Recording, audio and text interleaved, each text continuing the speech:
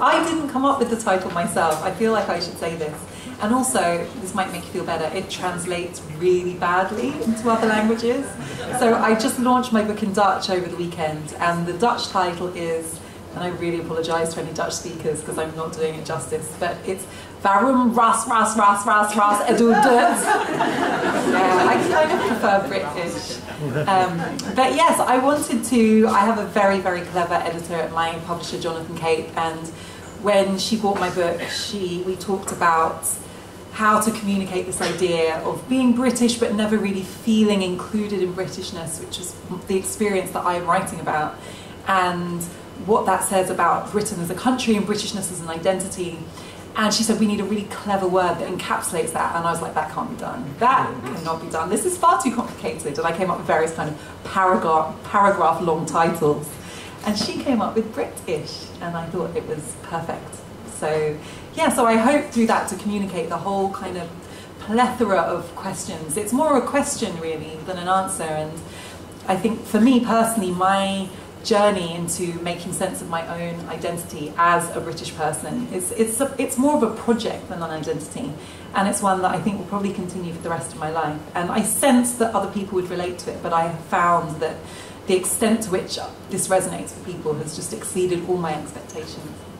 Well, it's a brilliant book. I urge you to get hold of a copy. At its core is that question of identity. Now, whenever I watch Afua on television doing a debate show that I would never do, she's far braver than I am, and I want to shout at the television, you're constantly told by the people that you're in debate with that Britain's colourblind, that we live in a post-racial society, and that it's just your problem, and that there is a British identity there for you, you're just being difficult. Yes, one of the things about events like the ones we've had recently with the Windrush is that we do want to turn to those people who say that it's all in my head, and like, how's that viewpoint working out for you right now? I think that, you know, to be fair to those people, there has been this lie that it's a comfort blanket, I think, that makes people feel good. People always want to feel good about difficult and challenging things.